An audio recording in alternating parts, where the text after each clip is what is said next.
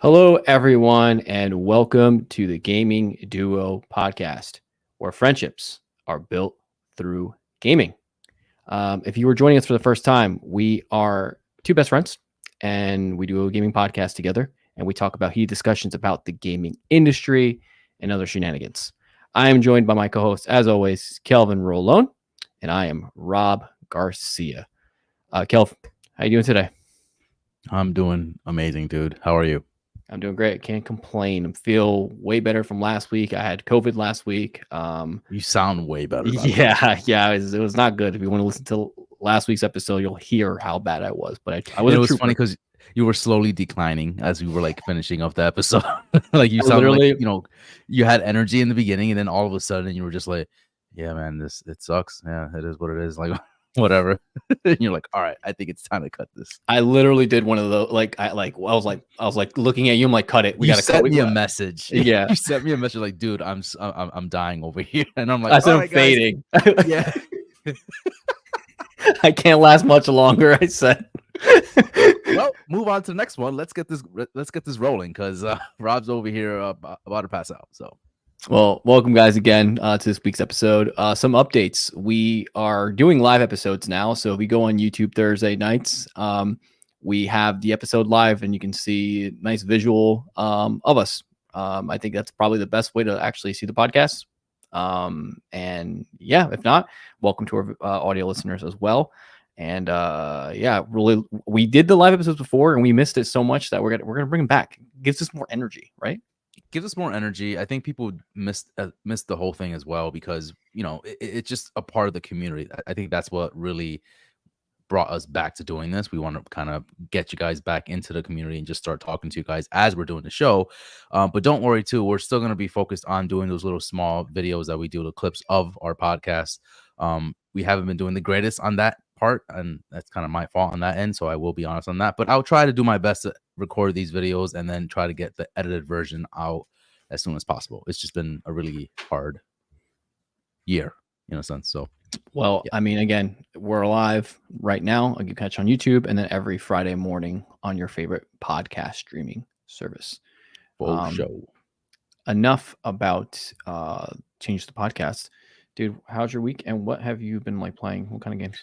Any games? So, yeah, nothing really has changed since last time we discussed this. I've been playing Liza P. Liza P is still in my little pocket, and I've been playing that for a little bit. It's been a blast. I can't say anything, can't say much more than this game is fantastic, right?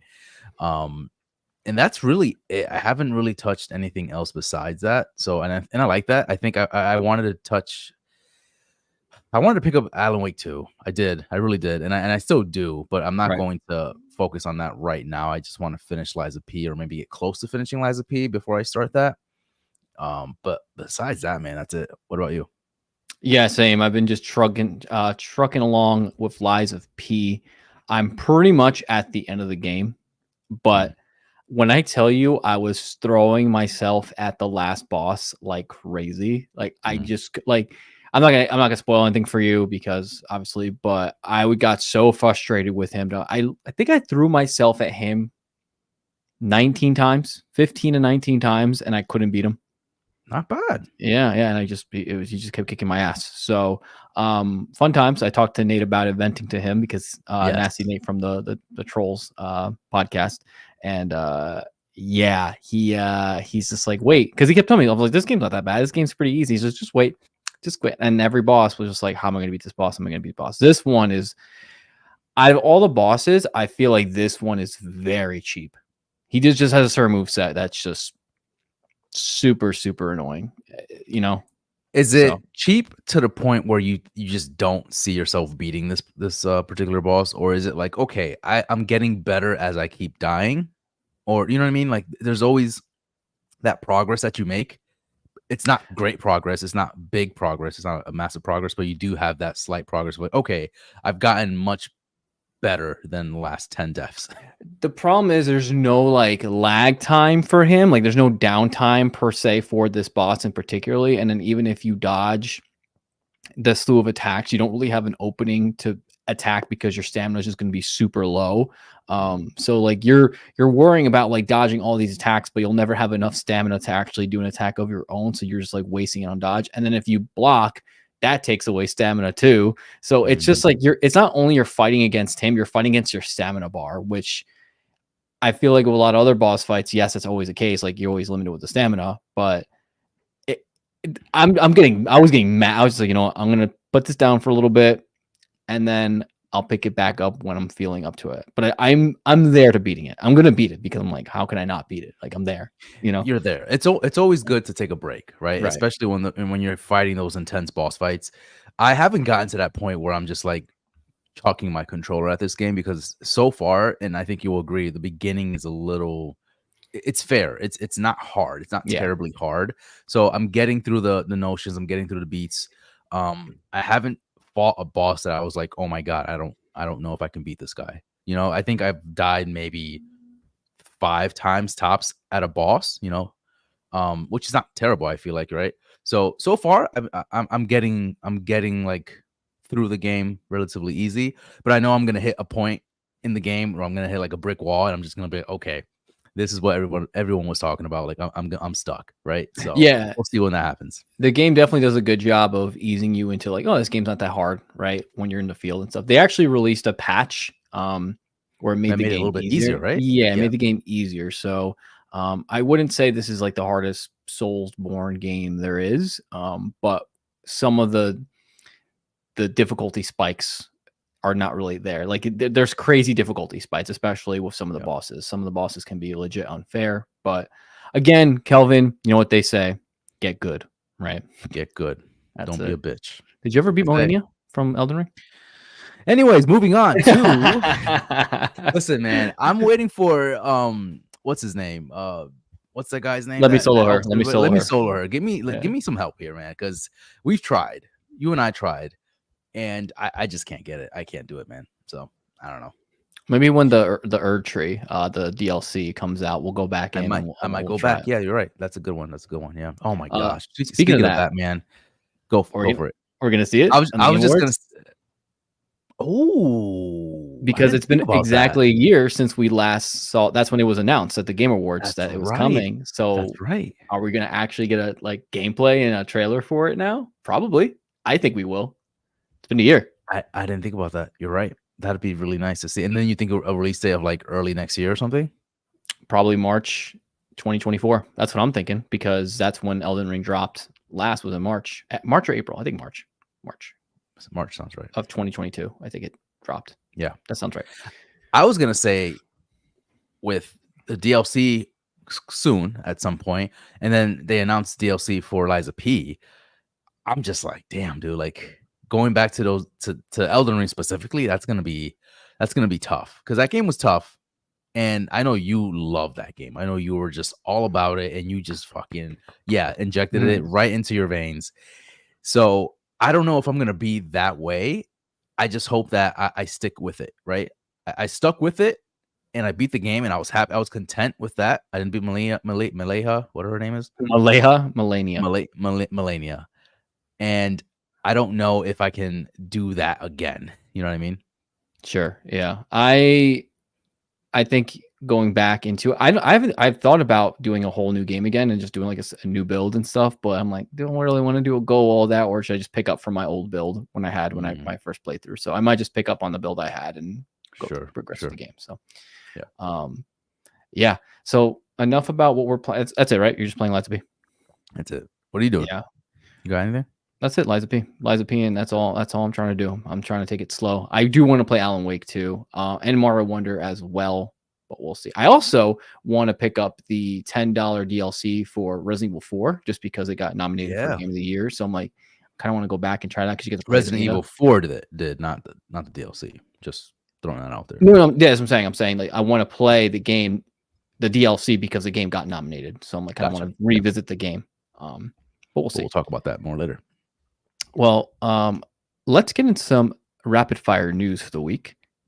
We have PlayStation Portal reviews, and it's already being scalped. So if you guys don't know what the PlayStation Portal is, it's PlayStation's portable screen that allows you to cloud stream your PS5 through your network.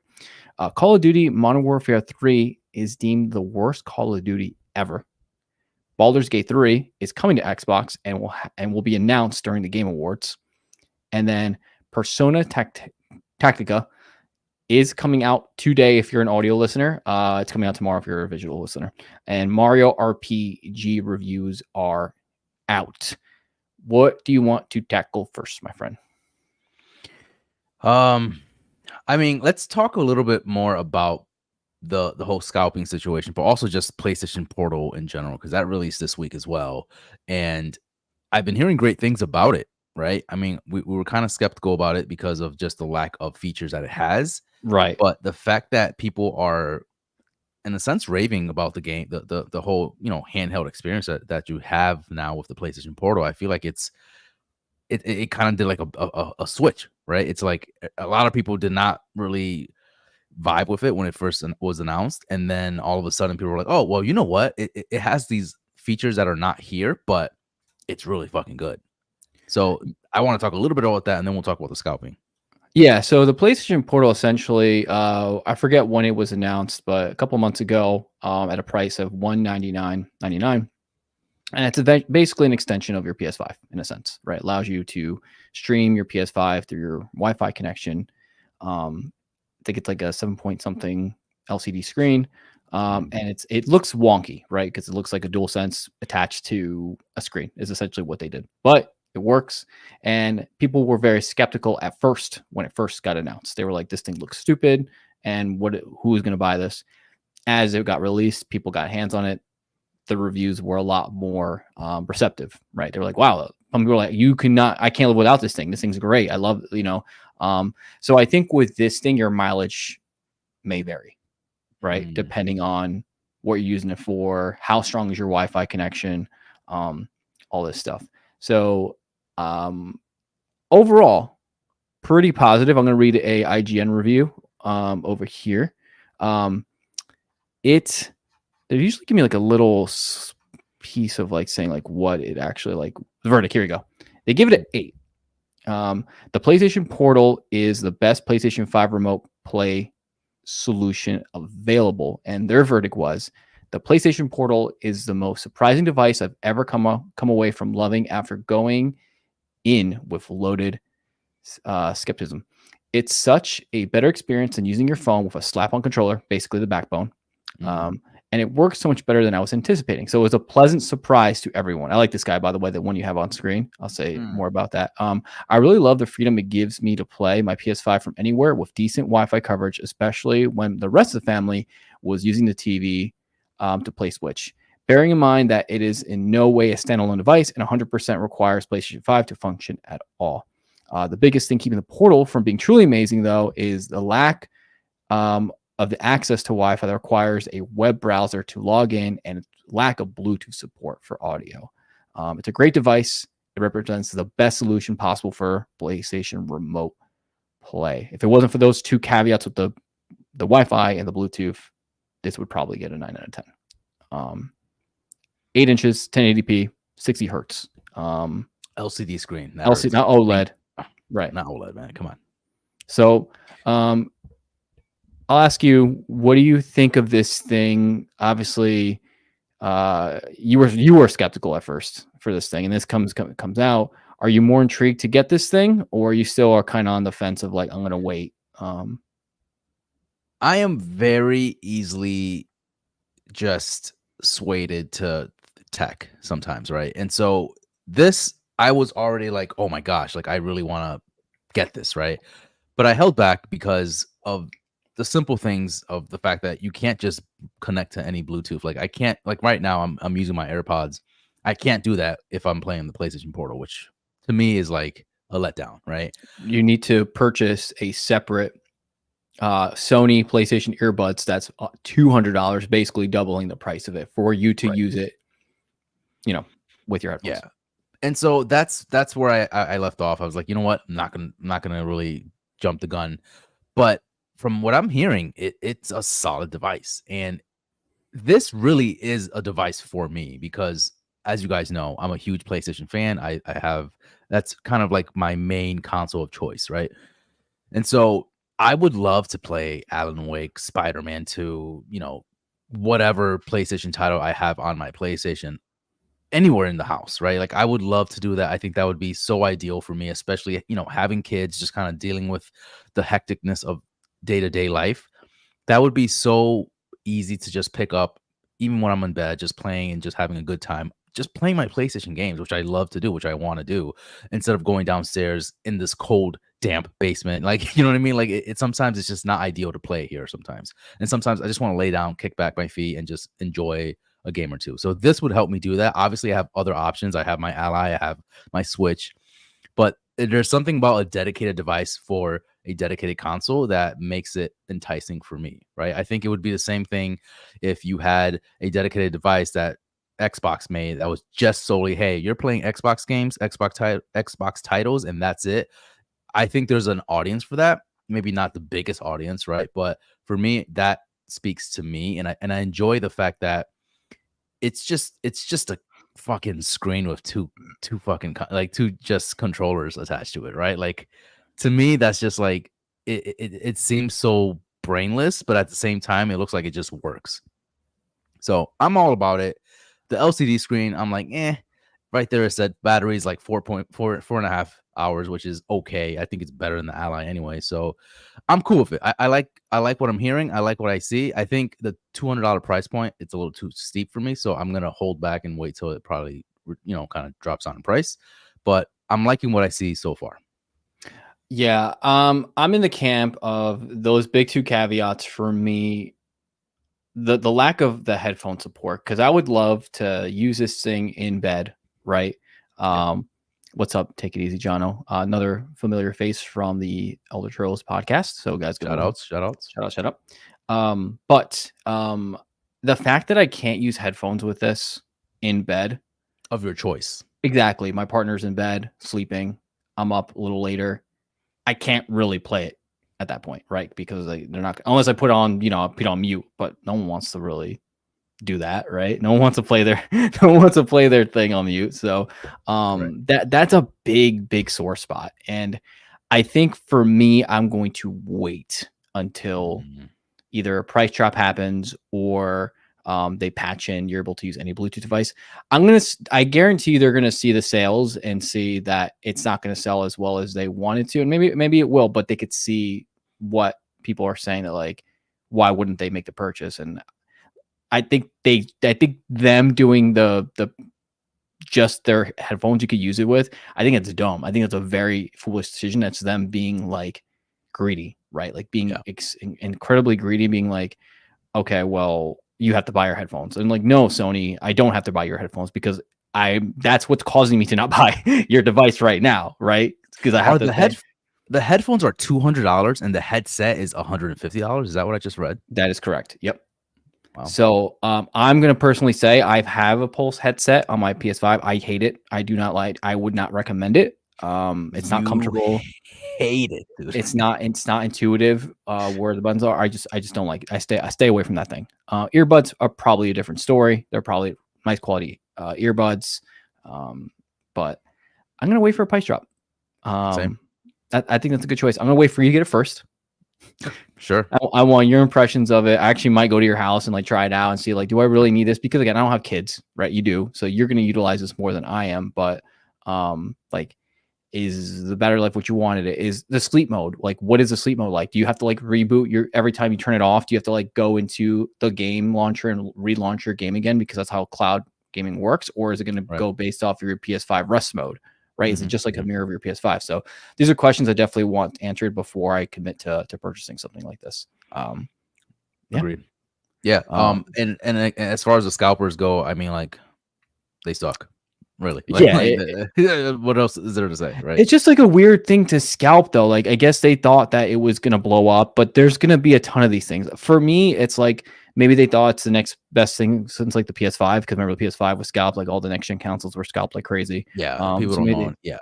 Yeah. This is definitely like an accessory. Like, this is not something that's gonna be flying out of the shelves. So I think that's probably what it was. I think the scalpers were like confusing, like, oh my god, it's a PS5 handle, this is gonna be great. Everyone's gonna want it. But this is one of those things where like it's nice to have, you don't need it.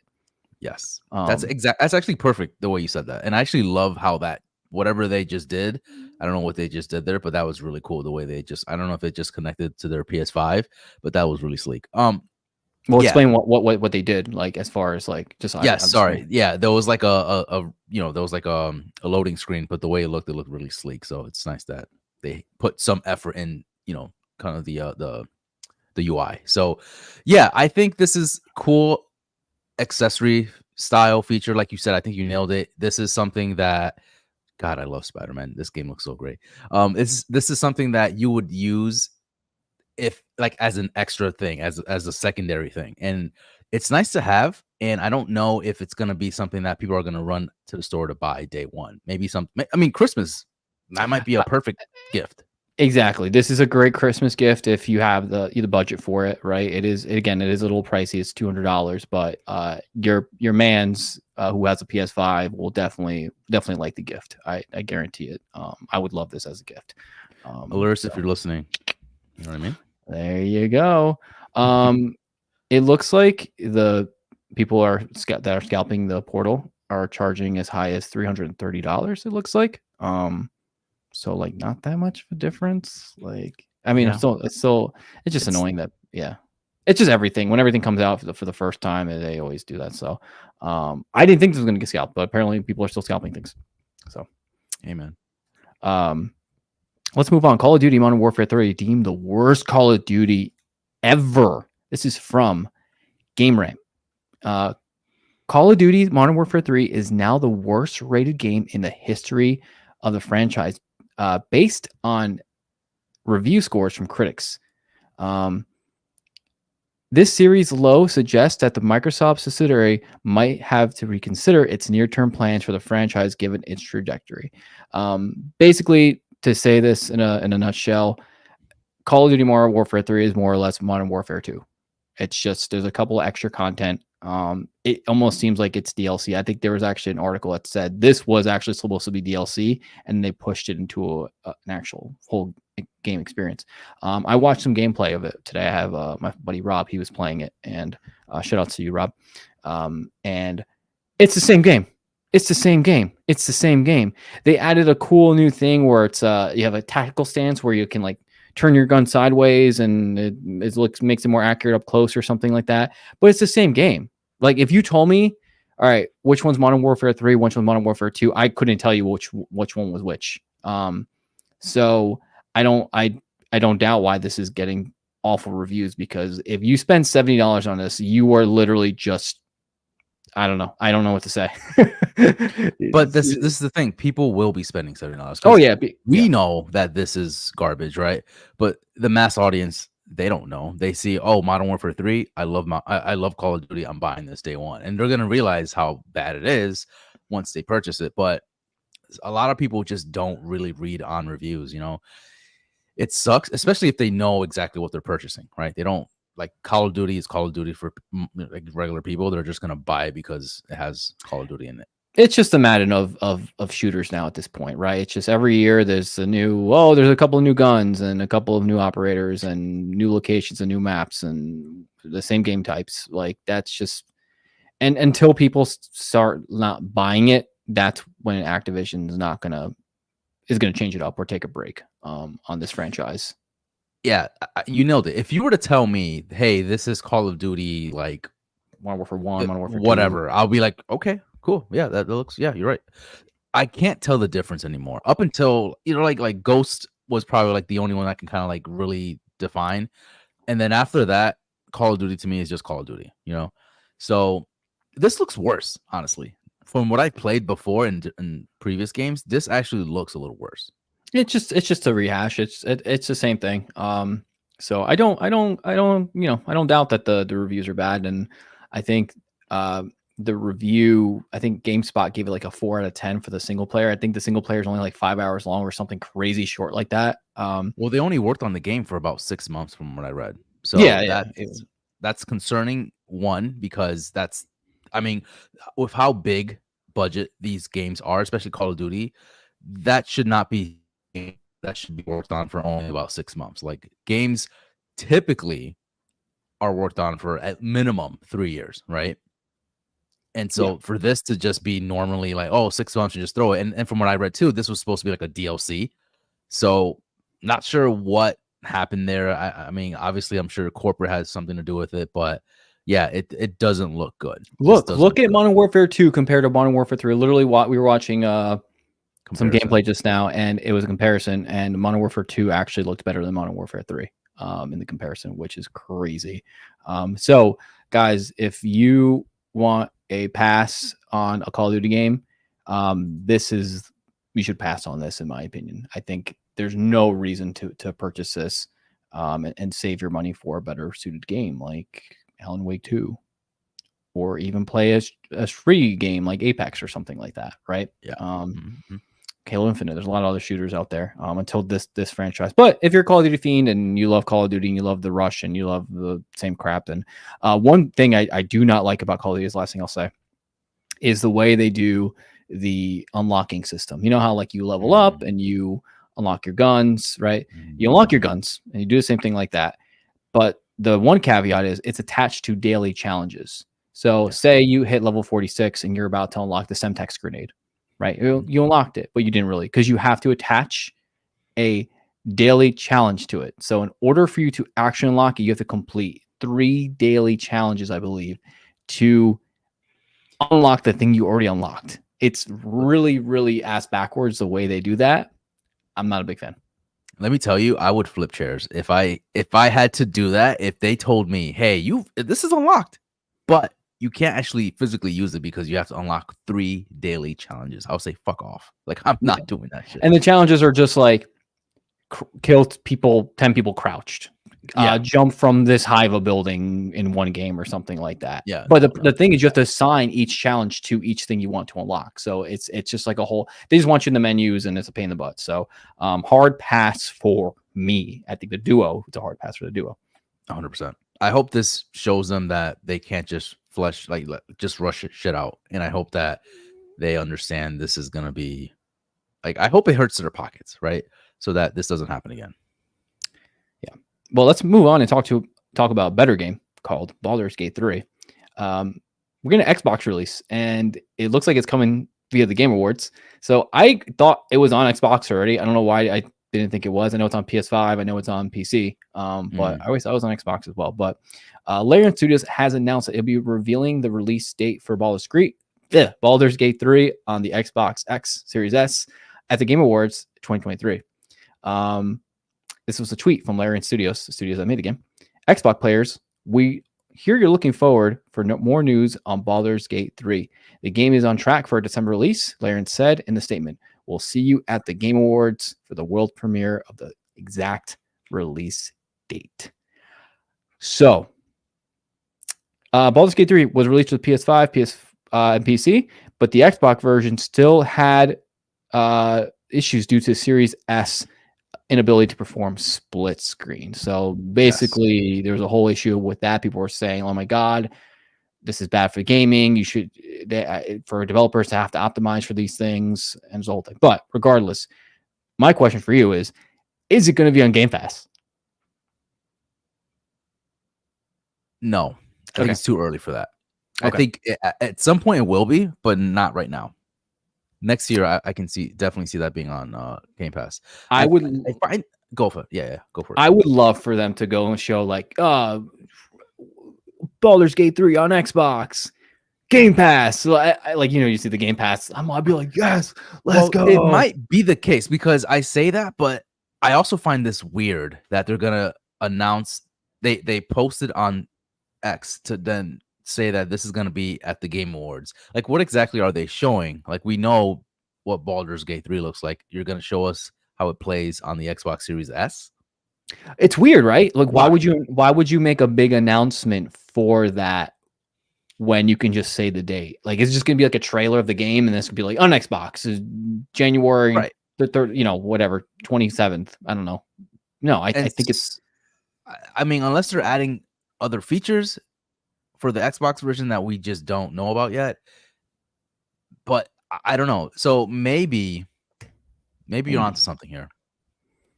Maybe that's the case. Maybe they're like, you know what? They kind of, Microsoft gave them a little pocket change there. Like, listen, guys, we need this on Game Pass immediately. What can you do? And maybe that's the goal. Maybe that's what they're gonna do at the Game Awards. You know, Phil Spencer was like, "Give me a number. Give me a number. what do you want? How much you want?" Come on." He just snaps and guys come over like With the suitcases. Yeah, exactly. Yeah.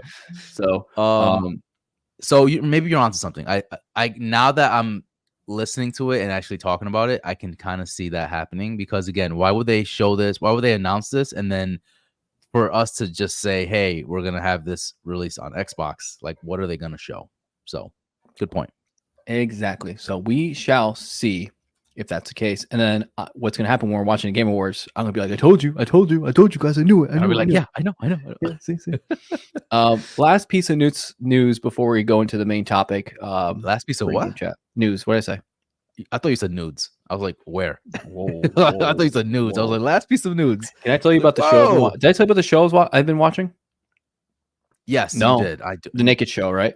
Yes, you told me about it. Yeah, HBO, okay. Right? Yeah, HBO Max. Yeah, you gotta watch it. It's really good. I can't, man. What? I mean, maybe now at this point, after the kids are asleep. Yeah, when they're asleep. Yeah, exactly. Or else they're in for a rude awakening. Mom, what's that? Like, yeah, exactly. That's Snake. Persona Tactica is out. And we got some Mario RPG reviews. So basically, Persona 5 Tactica got an 8 out of 10 on GameSpot. Its Metacritic is sitting at about a 76%, which is decent. If you're a big Persona fan, this might be something for you. This is more it's not turn-based, it's a little chibi style type of game. And it's more of like a what's the game that I'm looking for here? Oh my god, Fire Emblem type RPG. So so are you going to play this? Are you going to try this? Are you not interested in this? Is this something you're going to skip over? I'm skipping this. I think first of all, I don't like the word chibi. Not a fan of it. That's what they are. Like that's the style. I just don't like the name. You know what I mean? Like it doesn't do anything for me. But yes, I think I'm gonna skip it only because I think we've had enough of Persona 5. You know what I mean? Yeah. I'd rather just play Persona Royal, sorry, right. And just kind of go through those because I haven't played the DLC version or anything like that. So I do want to try that out. But I'm also kind of just over Persona 5. Like I want to move on to it. I can't wait for Persona 3 Reload. And give me Persona 6, man. Give me something. Give me something to like really get excited for another Persona game, you know? There were rumors swirling around that Persona 6 is in development. Maybe possibly Gaming Awards, but I doubt it because this game just came out. So I don't see. And then Persona P3 Reload is coming out in February. So I don't see Persona 6 being at the Game Awards. Would be dope if they made an announcement, but I just don't see it with the two other games coming out. I'm gonna try. I'm gonna like at least download it and try it because it is on Game Pass. Right. And I'll let you know. I would love, like, I know they're like really milking this title, but give me Persona 6 Arena. I would be all hands down for Persona 5 Arena. You mean Persona 5? Yeah, that's what I meant. Yeah. I would love Persona 5 Arena and just put all the old characters and stuff like that. Dude, I don't know why. Like Persona 4 Arena was freaking dope. It's a cool game. I bought it on PS4. I loved it. I played it for a little bit, but it just felt right. It felt perfect on that. Did you buy it digital or did you buy it physical? Digital, for sure. I'm about to download that off your thing. Try it out. Could play it. Fuck off. I don't think you can, because I would have done that. Try if you can. Let me know because I want. I definitely want to try it again. But yeah, dude, I think Persona 5 Arena should have happened by now. Like I find that really odd that it just never came to fruition. But yeah, give me that or Persona 6, man. That's it. And then lastly, Mario RPG reviews. Mostly good. IGN 8 out of 10, Games Radar 8 out of 10, VGC 8 out of 10, Game Informer 8.5 or 8.75 out of 10. It comes out November 17th, which is tomorrow. And I think people are going to be I forget, like our Twitter feed's going to be blowing up with Mario RPG news. So I'm assuming there's going to be a lot of people saying a bunch of great things about this. It's a cult classic. People love Mario RPG, especially Gino. right? I know that's a fan favorite. Is this something you're going to pick up soon, eventually? You don't have any desire. It's just not I've never played the original, okay. and I think it'd be nice to really try it out to see what the hype was about. Because I know, like, I think of this game and I think of Papa Gino's. Shout out to Papa Gino's. And I do want to try it out, give it a shot, play it, and see what the hype is about. I just, again, I don't think now's the time. I can't. I want a few months of like just dry season. Like, give me nothing for at least 2 months just to catch up.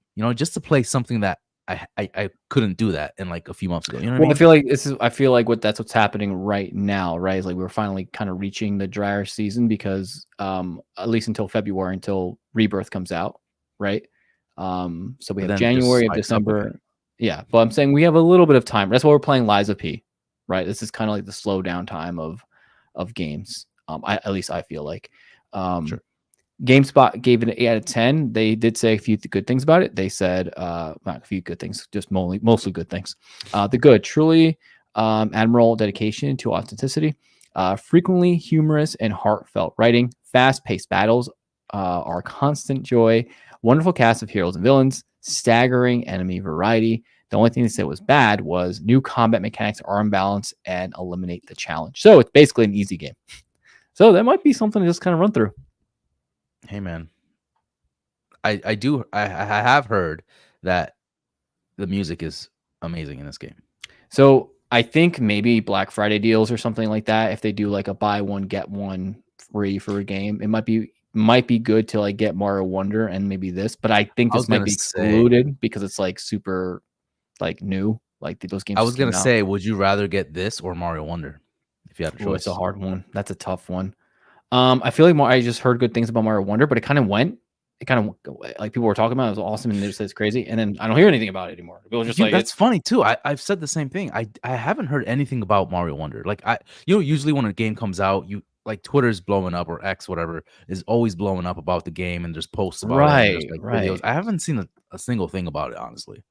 That's But what I'm it's saying. great. It's like a 93 on Metacritic, but I just haven't heard people talk about it. Yeah, it's just a Mario game, right? People, it's just one of those things you just know what you're going to get, right? It's just comfort food, and you're not going to say anything bad. You're not going to say anything good about it. Like, not the good, but you're just like, it's a Mario game. It's good. So, Yeah.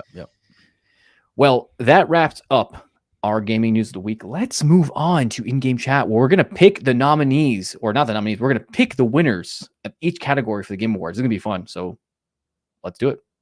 Let's do it. All right, bringing this up right now. Boom, here we go. The All right. Video Game Awards. I'm excited, man. Are you logged in via Gaming Duo right now? No. So it could save. Okay, so log in first. Yeah, you want to log in. Let me move this. Hang on. I want Cool. guys poking on here. You know what I mean? Yeah, poking on Kelvin's shared screen. So Game Awards are December 7th, guys. We're going to be streaming it live. We want some people to join in on the stream, so we have a couple seats in our streaming platform to do that. I know a couple people have expressed interest, but if you want to join in, let us know, and we will have fun, crack some jokes. Maybe we'll see what's the guy? Martin. Hey, Martin. Yeah. Brooklyn. Yeah. Hopefully it doesn't happen. I don't want that. Hopefully it doesn't happen. Yeah. Yeah, because they're just, we gotta stop with that. But let's start. Kel, if you want to go, let's do close. Yep. So 31 categories. Holy crap. Yeah. So we're on the website right now, and we're gonna start going through the nominees. So go ahead and hit start voting. Yeah. Also, guys, audio version. This is obviously more so like kind of like a video thing, but definitely, you guys are open to listening to this too, because it's gonna be. We're gonna try to do our best to like name every single thing for you audio listeners. All right, so let's do not Game of the Year. Let's do that one like last. Let's just do Why view is that all first? Yeah, right. I think it's the biggest category. So there's a big button in the middle. Yeah, view all.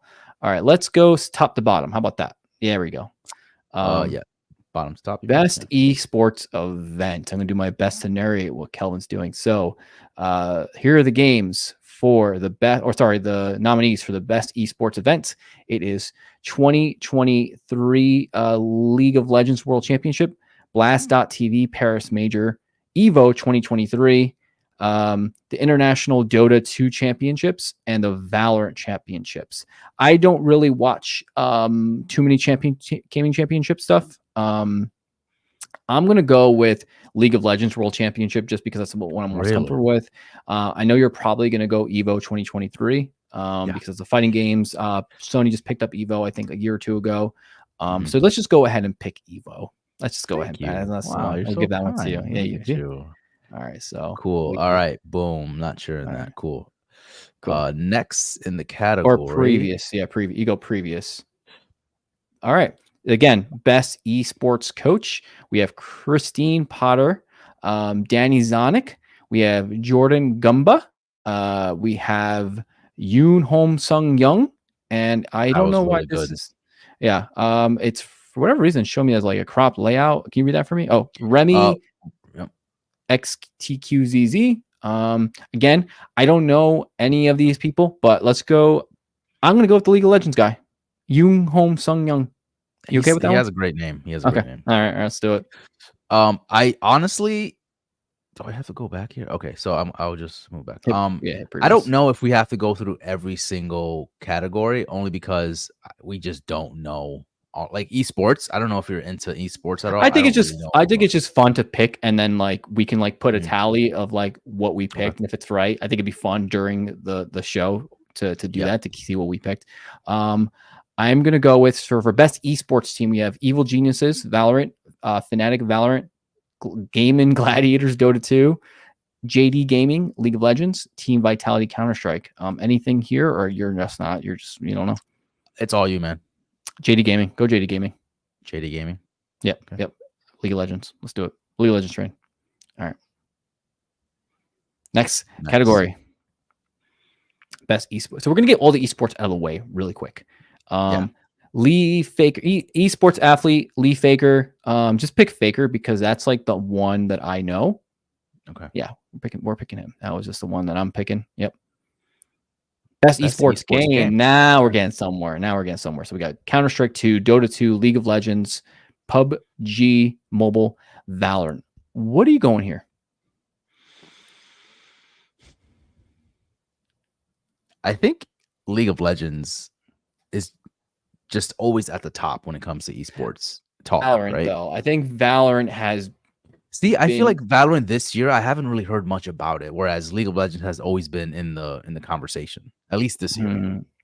I'm gonna go either Valorant or League of Legends, but I'm gonna give it up to you, whichever one you think, because I've picked a couple other ones, but up to you. What do you think is gonna be the biggest esports game? Just a educated guess. I'm gonna go League of Legends. All right, League of Legends. Let's do it.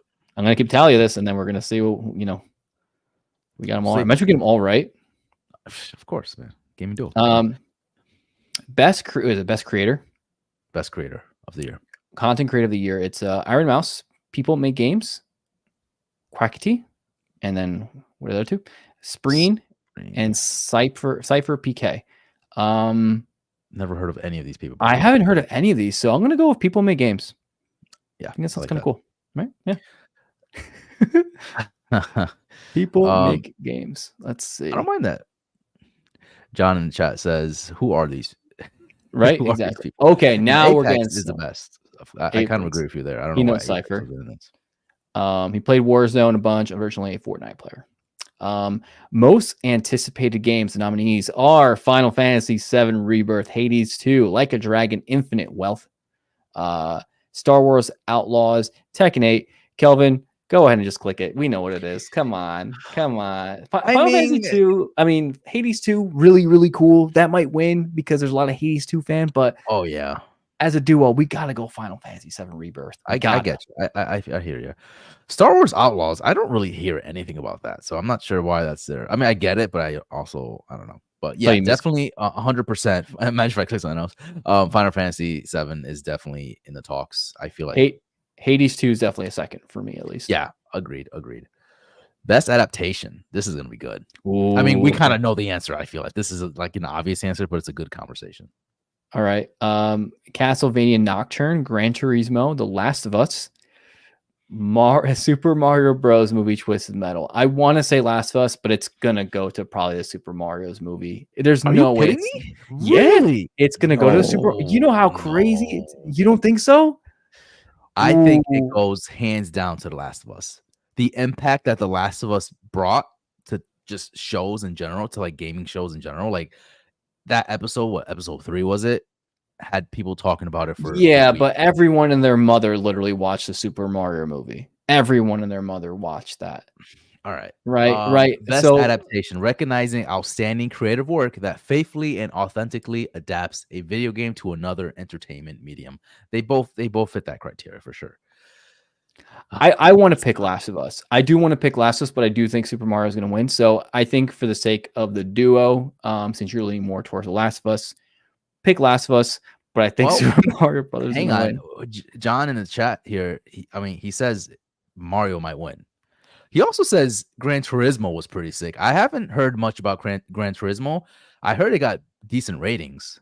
So I don't think it was terrible. Definitely not going to win this, but interested to see anybody that's watched Castlevania Nocturne. Right. I mean, for me, like The Last of Us was amazing, especially, you know, the set amount of episodes. But I think Super Mario Brothers movie came out, and as far as video game adaptations go, it's hard to beat that. It broke records. I Yeah, think. I mean, well, we can go for that. But if Last of Us wins, Okay, I'm okay, gonna that's fair. shove it down your throat. Okay. Super Mario Brothers movie for our pick. All right, Ooh, okay. best Best multiplayer. multiplayer: Baldur's Gate 3, Diablo 4, Party Animals. I know what Tony is gonna pick. Street Fighter 6, Super Mario Brothers Wonder. This is gonna be tough because I haven't played any of these games. Not a single That's one. true. Yeah, I only played Party Animals. It Um, was a fun time, I will say that. But Mario Wonder, I'm wondering why that's there. So I don't know to what extent the multiplayer is in that game. So is it like, I mean, I know you can play 2-player, right? I feel like they show that in the reveal trailer, but Best multiplayer for outstanding online multiplayer gameplay and design, including co-op, massively multiplayer experiences of the game genre or platform. I think that does qualify as Mario Wonder because Nintendo Switch Online sucks. that's fair. I haven't really heard anything about Street Fighter Online. Usually, most people that play fighters usually like to play locally, right? Because of lag and all that fun stuff. Party Animal is a great game, but I don't think it's a winner. Diablo 4 kind of came and went. Baldur's Gate 3, it's again D&D type style. You get your buddies, you're playing D&D, you got your clan under, or your, you know, your caravan, and you're doing all this stuff. Your guild, right? You have your guild going. I think it's Baldur's Gate 3. I think that's an obvious choice here. Don't pick Super Mario's Wonder. It's not going to win. I was thinking Street Fighter 6 because, I mean, no. All right, Baldur's Gate is. Baldur's Gate 3, I think is. I'm going Let me again. tell you right now, Baldur's Gate is gonna fucking Wipe. sweep. It's gonna sweep the floor, dude. Next category: best sports / racing game. We have EA Sports FC 24, F1 23, Forza Motorsport, The Crew Motorfest, Hot Wheels Unleashed 2 Turbocharged. Definitely not that. Definitely not The Crew. Random. It's between. I kind of want to go with the soccer game, just because soccer is vastly, just huge, right? Around the world. But also Forza Motorsport is another, like, there when it comes to racing, they are it. So, but it was also it's kind of the same thing against like that Call of Duty. No, I don't want to say it's like Call of Duty, but it's, you know, just minor upgrades. I'm giving you the pick for this one. Yeah, I guess soccer it is, right? You're going soccer, you're going EA Sports FC 24. Yeah. Okay. All right. I think that's I think it's a safe choice. You can't go wrong. It's the safest choice. Yeah. 100%. I agree. Yeah. I agree with that. Moving on. Best sim / strategy game. We have Advanced Wars 1+2 Reboot Camp, City Skylines 2, Company of Heroes 3, Fire Emblem Engage. Haven't heard that game in a while. And Pikmin 4. What is the category again? I honestly forgot. Best sim Best slash sim strategy. strategy. Dude, I forgot Fire Emblem came out this year. That's how crazy it's been. Like it is a strategy game, but it's like a strategy RPG, right? It's like Civ or like City Skylines. That's like a main strategy game. Haven't really heard much about Advance Wars 1 and 2. It's like a remake. Pinkman 4, I don't feel like I didn't know it was like strategy. I strategy don't feel like game, it should be right? here. That's weird, right? Right. I think Fire I Emblem and Pikmin are would weird. say no, actually, I think Fire Emblem fits perfectly in this. I think it nails the strategy part for sure. When I you don't have think Sims, I don't think it wins. I don't have a choice here though, so we're gonna go with your choice then. So Fire Emblem then. I'm gonna go with Fire Emblem. I think it nails that like strategy. Like that's the key component to that game. So I mean, Cities could also take it because that's like the quintessential Sim yep, game, right? yep. But like the best one, like what is the best out of these two? You know what I mean? I Like don't. the best. Yeah, I would say for us, Fire Emblem's probably the best one. For if we're picking for what is our pick, Very right? loosely here. Essentially, Yeah. So yeah, Fire yeah. Emblem Engage, I think, would be our choice if we were to choose, which we Okay. are choosing. So yeah, that's it. We Fire are Emblem choosing. Engage for best sim. There we go. Next one is Best Family, man. All right. I'll take this one if you don't mind. Yeah. Disney Illusion Island, Party Animals, Pinkman 4, Sonic Superstars, and Super Mario Bros. Wonder. I mean, you're the family man. I'm the family man. You're You right. are the family man. So what do you think? Best game that is appropriate for the whole family. I mean, it's kind of obvious if you look at it. So, like Super Mario Bros. Is gonna take it, even if it's not the best family, just by sheer like popularity. Yeah, It's just gonna sweep it. it's Super Mario. I think so. Yeah. It's just Disney Illusion Island. I don't think enough kids played that. Pikmin 4. It's a good. Although I Time. did play Disney Illusion, and it was pretty cool. Like the cutscenes were really cool, and they were like literally to the T, like how these Disney characters would play out. So it was really cool. Party Animals is fun, but I don't really see it as like a family game. I mean, it is, but like not really like a kids game, I guess. Just pick Mario. It's Mario. It's 100% Mario. Come on. It's Mario. It's Mario. Best fighting game. Take it again.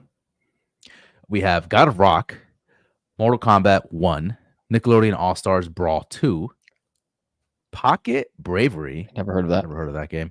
Street Fighter 6. Okay, this is going to be a tough category because I heard crazy good things about Nickelodeon All Stars Brawl 2. I heard like you were gonna say like Mortal Kombat 1. No. I heard such crazy good. Everyone's like, it's so much better than the last one. They did so many changes and yada yada yada.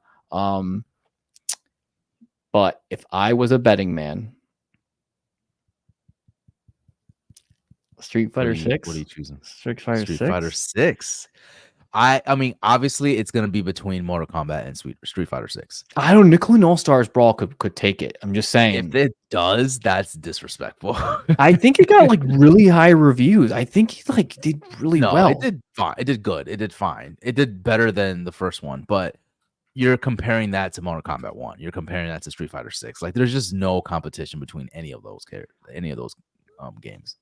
It got a 9 out of 10 on Steam. It got a 9 out of 10 on IGN. Like, I mean, come on. What does it say? Amazing. They did the game. Nickelodeon All Stars Brawl 2 knocks nearly every single one of the game's first problems into the blast zone while introducing the new and exciting new slime mechanic, a more interesting roster, better visuals throughout. Okay, so they're saying it's just a better game than the last one, essentially. Yeah, that's really what it did, and I mean, I understand that for sure. I think, but Mortal Kombat looks beautiful, dude, and just the way the sheer product, like the sheer production in that game is like every time I look at that game, I'm like, holy shit, like that does look good, fucking good, right? Yeah, Street Fighter 6 did look good too, but Mortal Kombat I think is gonna take it. All right, let's do Mortal Kombat 1. Mortal Kombat 1 for best fighter. Plus, you don't really hear about anything else. Like Mortal Kombat's still in the talks. Like they have DLC coming out each time, you know? That's true. Yeah, you're right. This Take it this away. this Take it pisses me away. off. This pisses Yeah, me off. Why is take it away. Liza P best RPG? No, it's not an RPG. It's not. It's not a role playing game. I'm sorry, it's not. It's a Soulsborne game. Is it though? Is it though? Is it not an RPG? It's not an RPG. It's not an RPG. It's not RPG in the sense of, I mean, yes, there's builds and like you could say it's an RPG, You're but it's role playing in a sense. Like yeah, it's I see it, but I think people think the role the, playing the game. real thing is why is Final Fantasy in there? Yeah, Like, that's an action game. Final Fantasy is definitely no, not an RPG. no, So no, it's not an RPG. All right. Baldur's Gate 3, Final Fantasy 16, Liza P, Sea of Stars. First time we're seeing Seas of Stars, which is a great indie game. I don't even want to call it an indie game because the game was like 35 hours long. And Starfield, which is, yes, it's an RPG. Starfield is an RPG, but it's a shooter, if you think about it. So RPG shooter. I'm gonna go with Baldur's Gate 3. It's gonna win. It's gonna win best RPG. There's no way it doesn't win best RPG. In the quintessential sense, Baldur's Gate 3. John says, is this Starfield's first nomination? Yes. I so think far. So. Yes. Yeah, so far that we've gone through. Final Fantasy 16 is not an RPG game. It's an action game. Yeah, that's I press square the entire time. And you have a good argument with Liza P, even though I kind of see both ways. So we can take those two out for sure. Sea of Stars, good game, but it got repetitive after a while for me. Towards the end of the game, I was like, I'm done with it. I'm glad you felt that way because I felt exactly the same way. It's Baldur's Gate 3. If we can play this game of being like, well, maybe no, it's that's gonna win. It's yeah. Sorry. Again, this game is gonna sweep. Yeah. Baldur's Gate 3, best RPG. Okay, Kel, take this one away. This is a good one for you. All right. Best action / adventure: Alan Wake 2, Marvel Spider-Man 2, Resident Evil 4, Star Wars Jedi Survivor, or The Legend of Zelda: Tears of the Kingdom. Okay. All right. So let's just put this out there. We've played 3 out of the 6 here, right? Yep. And I'm gonna say one thing right before we start this talk. Is Alan Wake 2 a action adventure game? And second, I heard Jedi Survivor had very bad issues in the beginning when it first launched. So that I feel like you got to take that into account where it would hamper people's experience with that game. Alan Wake 2 being an action adventure, I would definitely see it more as an adventure game. Not really. I mean, I can see both. Yeah, this falls there. Yeah, I see it. I mean, it has games blend in so many categories and so many genres nowadays that it really doesn't fucking matter at this point. Right. Because if Resident Evil every 4 game is an RPG there, now. Like, yeah, Spider-Man, you can consider that as an RPG. Like, why wasn't Spider-Man an RPG? Even though it's very loosely, right? Very loose RPG. But yeah, it's genres are just all mixed together here. So I can definitely see Alan Wake 2 being like action adventure. This is gonna be hard because for me it goes down to I'm not gonna do Alan Wake 2, I'm not gonna do Jedi Survivor. It would be against Spider-Man 2, Resident Evil 4, or Tears of the Kingdom. Tears of the Kingdom in itself is like an ultimate action adventure game. There's the adventure, there's action, right? Mm-hmm. Like it's all there. Spider-Man 2, there's adventure. There's also action, right? There's a lot of action. And then there's Resident Evil 4 remake, which is there's a lot of action. That's adventure. That's adventure. I mean, if you like running away from zombies in this, it's an adventure, I guess. But it's more of a very linear game, right? It's a very linear game in a sense where there's not, I don't know, it's not really so it's between best the two action. Yeah, best action adventure. Basically, this is what they have for the criteria here. For the best action adventure game, combining combat with traversal and puzzle solving. To me, combat, traversal, puzzle solving, that's all Spider-Man. But also Tears. I was going to say puzzle solving. Tears has 120 shrines. I make yourself puzzle. Yes. I don't know, man. I feel like I know you want to pick Spider-Man. I know you want to pick Spider-Man. But I think Legend of Zelda is going to take it for sure. So I think should we go with Tears? We go with Tears. I think Tears is a safer choice. I think in just a category alone, I think if it was just event action, Spider-Man all day. Sure. But yeah. All right, take it See, away. why is it not here? That's what I'm saying. Yeah, this makes no sense. Why is there a best action adventure game and then there's a best action game? That doesn't make any sense. And there's no Spider-Man. Not Yep. that game was just action. What do you mean? Okay. Best action game. For best game in the action genre, focused primarily on combat. Armor Core 6, Dead Island 2, Ghost Runner 2. I didn't play that. I don't know if Hi-Fi Rush and Remnant 2.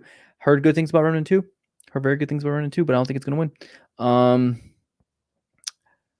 I think Armor Core wins here.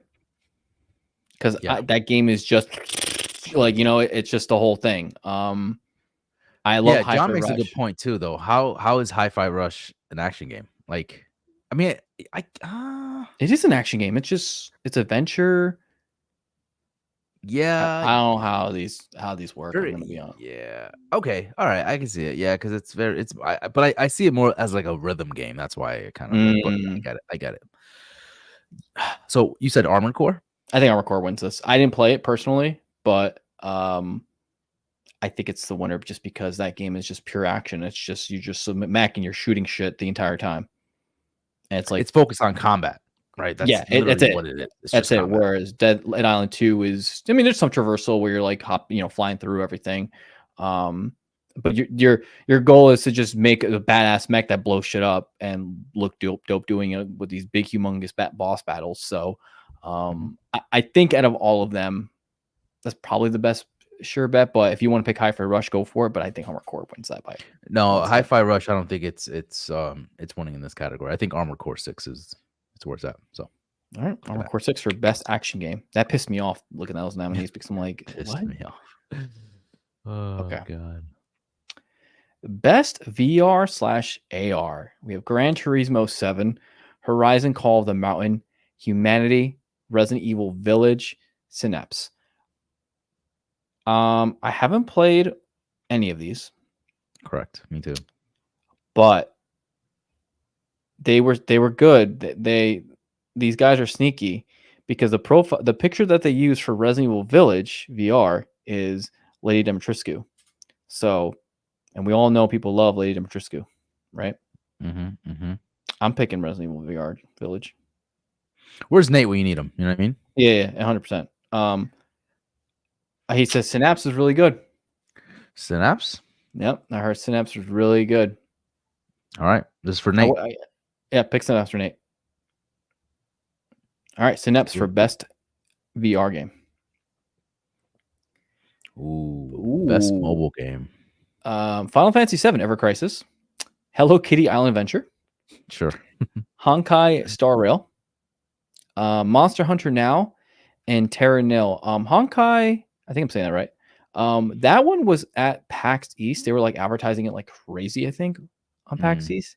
But I'm gonna go ahead and say Final Fantasy VII Ever Crisis because I feel like people have been playing that. Maybe Monster Hunter, but that's my vote. Yeah, I agree.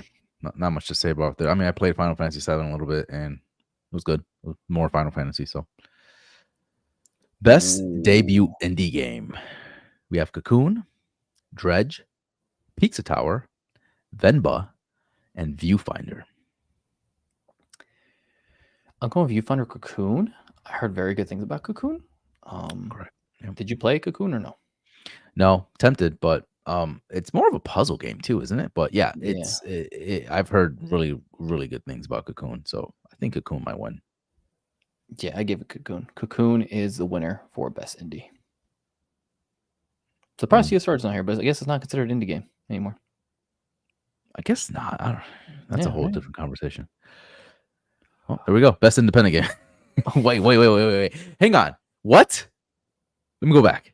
What's best indie? For best debut independent game created by a new independent studio, okay, and then go back to best independent game for outstanding creative and technical achievement in a game made outside of the traditional publisher system. Okay. So I guess CSR's has just been like Sabotage Studio has always been around. Okay. I heard Data Diver good things about that one. Cocoon. Where you leaning on this one real quick? I think Sea of Stars, man. Sea of Stars, although it kind of dragged towards the end, it was still the talk of the few weeks that like it was a talk, and people it sold really, really well. I think Sea of Stars takes it. It was a good RPG game. It was a really good game. Yeah. Best independent game, not indie game. There's a difference. Weird. Best community support. All right, John, we need your feedback on this one because I'm sure you have a lot to say about this. Baldur's Gate 3, Cyberpunk 2077, Destiny 2, Final Fantasy 14 online, No Man's Sky. Best community support. Can we look at the definition of best community support? Recognizing a game for outstanding community support, transparency, and responsiveness, inclusive of social media activity and game update and patches. I think I know which one takes it. Cyberpunk. Yeah, Cyberpunk's definitely gonna take it. What do you think? You think Baldur's Gate? I think that one again. There's no way. Okay, how? It's not a community. Nothing's been supported in this game yet. Okay. All right. Cyberpunk. Do it.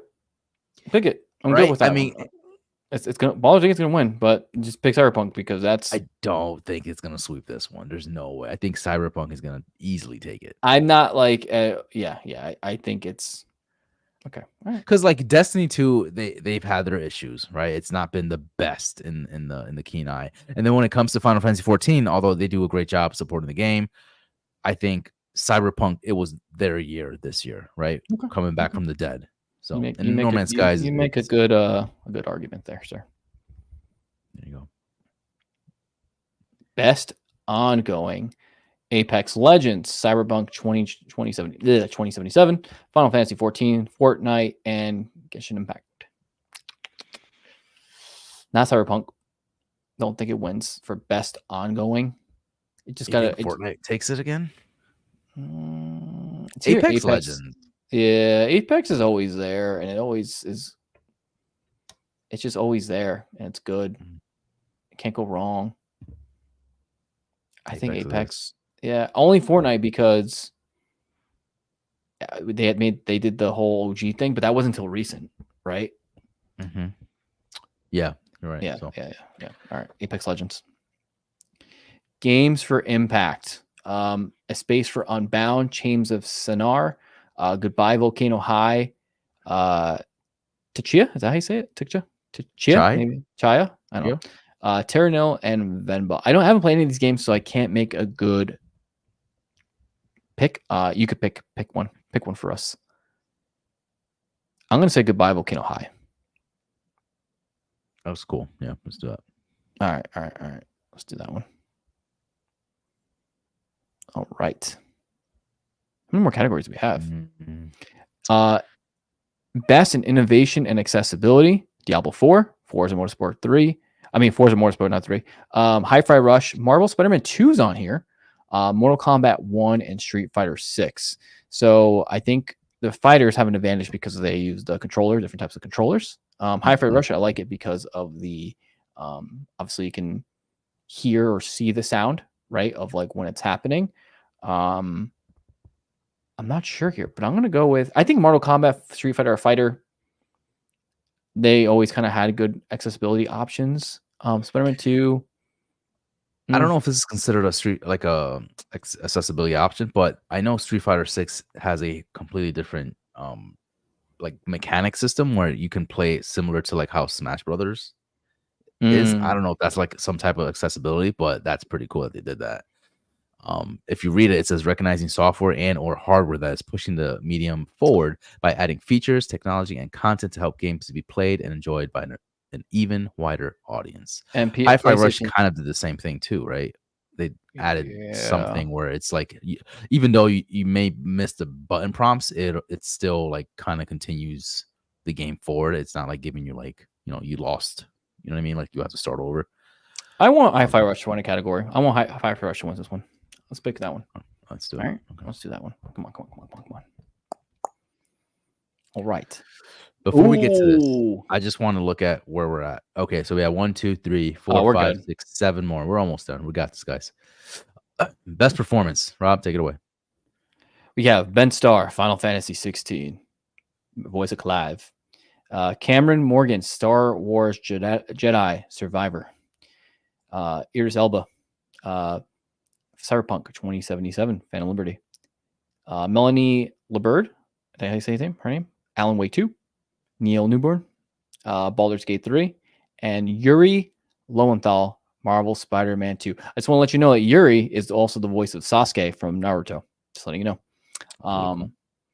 But as much as Mr. Alba was awesome in Cyberpunk 2077, I know who's taking it, and it's been my man Ben Starr. It's my man Ben Starr with Clive.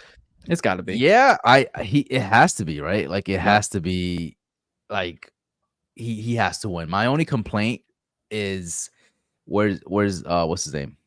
My boy said. What's the guy's name? I think because he didn't get as many lines as Clive. That's probably why. Wasn't in the game as long. But he was also in Baldur's Gate too, you know what I mean? Wasn't he? No, Diablo. No. That's where he was. Diablo. Yeah, Diablo. Ben Starr. Pick our man Ben Starr. Fine. But I feel like he should have been in there as well. I'm just saying. That's all I'm saying. Come on. What are you doing over here? Best audio design. Ooh. Alan Wake 2, Dead Space, Hi-Fi Rush, Marvel Spider-Man 2, Resident Evil 4. I'm going to knock off Marvel Spider-Man 2. I'm going to knock off Resident Evil 4 remake.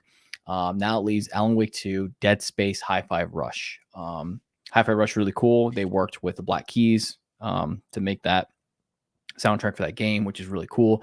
Dead Space, though, those noises. I haven't played Alan Wake 2, but I could just imagine like that is just an insane experience of a game and the atmosphere they're building. Yeah. This is a hard one. I think it's going to go to either Dead Space or Hi-Fi. Or maybe Hi-Fi. I think Dead Space wins just because that's what kind of makes the game is that audio design, right? Like Dead Space isn't really the same without that the scratching of the vents and the screeches to the monsters and stuff like that. That really makes the game. I feel like Hi-Fi Rush, you could put a lot of there, even though the songs are good, you could kind of put any rock song, not any rock song, but a similar type of rock song. I think Dead Space wins that. That audio is insane. I also think Motive Studio did something. I forget what it was, but they did something that was really creative, really cool. There was a certain like prompt that happens, and I don't know if it's like your breathing is different. I think it is something like that, where like you can hear him breathe differently depending on what's happening. Little details like that. I think that's what makes the best audio design. So I agree, but Dead Space might win that. But Hi-Fi Rush is really right up there too. So oh yeah, for sure. Either or. Yeah, There's no wrong answer here. Yeah. We're almost done, guys. We're almost at the photo finish, the last gaming category. Fuck, best score and music. For outstanding music, inclusive of score, original song, and or licensed soundtrack, we have Alan Wake 2, Baldur's Gate 3, Final Fantasy 16, Hi-Fi Rush, and The Legend of Zelda. Damn. Legend of Zelda is good. Obviously, but it's a lot of remixes of I don't games prior. I think it's Final Fantasy 16. That soundtrack got me pumped up to play that game, and just the course and the choir of it's a Final Fantasy 16. Sorry. Yeah, I agree. There's no real competition there, in my opinion. But moving on, next one, best art direction, Rob. Alan Wake 2, Hi-Fi Rush, Liza P, Mario Wonder, Legend of Zelda, Tears of the Kingdom. Art direction, I feel like Tears of the Kingdom is very similar to Breath of the Wild in the sense of art and direction, same type of style. So I don't think it wins that. I love Hi-Fi Rush. I think that is beautiful. Liza P, very cool game, but again, did get some stale parts sometimes in the game, but although very cool. To me, it's going to go Alan Wake 2 or Hi-Fi Rush. I'll let you choose between those two. I want Hi-Fi Rush to win this. I think the art style was really cool, and it was so vibrant, so colorful, so like happy, like I just love the art style for that game. Okay, let's do it. All right, moving on to best narrative. We have Alan Wake 2, Baldur's Gate 3, Cyberpunk 2077, Phantom Liberty, Final Fantasy 16, and Marvel Spider-Man. I'm gonna scrub off Final Fantasy 16 because I think the narrative was good, but some people might not like it. I know it kind of fell flat in some places. The game, Spider-Man 2, comic book, movie, Marvel superhero movie. You know, it was good, but I don't think it's the best narrative in the game. I haven't beat Alan Wake 2. I haven't beat Baldur's Gate 3. I haven't beat Cyberpunk 2077. So I don't know who wins that, but Tough. It's tough. I think it's Alan Wake 2 or Baldur's Gate 3. What do you think? How in depth is Baldur's Gate 3? Like Absolutely story? insane. You know what I mean? It's absolutely it's just ongoing. You just make your own story. I don't know, but I think it wins. But I kind of want to give Alan Wake 2 1 because I don't think we haven't really given Alan Wake 2 1. Let's get Alan Wake 2 best narrative. Let's get in there. Let's get in there. I don't think it's gonna win this one, honestly, but we'll give it a shot. Best game direction, Rob. Take it away. Alan Wake 2, Baldur's Gate 3, Marvel Spider-Man 2, and Mario Brothers Wonder, and Legend of Zelda Tears of the Kingdom. Direction. So as you get closer to the top here, you start seeing the same games over and over, you know. Awarded for outstanding creative vision, innovation in the game direction, and design. I think Alan Wake 2 or Baldur's Gate 3 is going to go hand in hand. I think more people played Baldur's Gate 3. Baldur's Gate 3 wins again, in my opinion, for best game direction. Yeah. Yeah, awarded for outstanding creative vision. And yeah. Baldur's Gate 3. I mean, I think Alan Wake 2 comes very close to that, though, because from what I hear, I'm playing in that game. Right, I'm playing a numbers game at this point right now of how many people have played these games. Right, I feel like a lot of people play a lot more Baldur's Gate 3 than Alan Wake 2 just because of the release windows. Right. Yeah, Baldur's Gate. Oh, Baldur's Gate's gonna freaking get everything, man. All right, this is it, guys. Thank you for staying with us for all of those categories. I know it's a lot. It's a lot. 31 categories. We're finally Game of the Year, the most important of the categories. Kelvin, what does it say about Game of the Year? What is the description for that? Recognizing a game that delivers the absolute best experience across all creative and technical fields.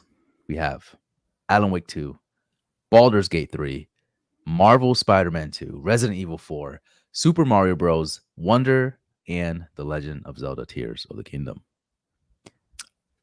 Which one is going to win Game of the Year? We're definitely going to clip this because this is like the conversation, right? Of Game of the Year. But again, I know Elden Ring won last year against God of War Ragnarok. Yep. And the reason why we picked Elden Ring for us was because although we loved God of War was a continuation of God of War 2018, right? Mm-hmm. And it didn't really, I don't want to say innovated, but it kind of stood in its lane, right? And I feel like for at least Legend of Zelda and Spider-Man 2, it just kind of refined a continuation, and it refined the formula, right? Nothing was as groundbreaking. Obviously, you had new spells, and Marvel, you had the thing with Miles, right? You had him as an addition, but essentially, it was very similar to the game you played in 20. Did Spider-Man come out 2018? Right? I think it did. Sounds right. Yeah. 2018. Yeah. So I think that eliminates Legend of Zelda and Marvel Spider-Man 2. If you would have asked me this question a long time ago when I first beat Legend of Zelda Tears of the Kingdom, I would be like, this is Game of the Year. This is 100% the Game of the Year. But then you got Baldur's Gate 3 coming in there and all the other games. So if you agree with me, I would say I loved Spider-Man 2. I loved that game. We platinumed it like super. I'm so happy you love that game, by the way. I love that game. Time. But is it Game of the Year? I don't think it's Game of the Year because of the things said. Let's just go right. It's gonna be Baldur's Gate 3. Like it is. Right? It is. It's going to be Baldur's Gate 3. It's just the only reason why I think that it doesn't win Game of the Year is because more people play Legend of Zelda. I'm saying Legend of Zelda could sneak in there. Not a chance. I mean, not that. No, there's a chance for sure. I just don't think Zelda Tears of the Kingdom, like you said, innovated enough. You're playing the same map, although there is another extra map included, right? When you go to the deaths, Yeah, there's two other maps, right? Yeah, there's two different maps, upstairs and but downstairs. it's a continuation of the amazing Breath of the Wild game that we played, a few years back. I'm not shitting on it by any means, but I just don't think it wins best like game of the year, right? When you talk about game of the year, Baldur's Gate 3, although we haven't played it, shines like it really swept the gaming industry when it comes to like innovation, when it comes to bringing people to play D&D type of games that normally people won't Mm. really play. That kind of broke the medium, right? And that's where I think it shines, Quick comments here. Mr. Quick said Zelda, and then Baldur's Gate 3 is rolling simulator. So rolling simulator in a sense of you roll dice to play the game, and it's not for everyone. Again, that's the thing that is, I think Zelda can sneak away with it just because everyone played Tears of the Kingdom, right? I don't know everyone played Baldur's Gate 3, and if D&D is not your thing, you're not going to really like it, right? Or it could get you maybe the adverse effect. Maybe it got people Yes. into D&D, right? Maybe it's I like, oh think my god, this is okay. that's the thing. People that just stay away from D&D, I think tried this, and this was like their open, They're like opening, they're they're open awakening. to D&D, and I think that's what the key feature of that is. I think that's why, like Mario, people know what Mario is. People have played it. It's great. It's fantastic. But Comfort food. to say comfort food, exactly. Same thing I feel like with Marvel Spider-Man 2. I think same thing with Tears of the Kingdom. Resident Evil is. You heard a lot of talks about it being in the category. It shouldn't have really been in here. Some people say it should have been. Some people say it shouldn't have been. But I don't know. To me, I think Baldur's Gate 3 is going to sweep this. Yeah, Baldur's Gate 3 is the smart choice and is the educational guess here, because we haven't played it, so I can't say definitely this is it compared to Tears of the Kingdom. But for me, the games that I've played, obviously I love Tears of the Kingdom, Spider-Man 2. So would I pick those? Probably, but I think what's going to win is Baldur's Gate 3. So now, question: would you swap one of these contenders for another game? For me, I think Resident Evil 4 should be removed, and Final Fantasy 16 should have been put in place. Yeah, I think so too. But at the end of the day, right? It's like, was it going to ever win Game of the Year? No, because you got this freaking guy over here, Baldur's Gate 3 and Zelda over there. But I should have got the nomination over Resident Evil. Yeah, just because Resident Evil 4 is not an original game. So yeah.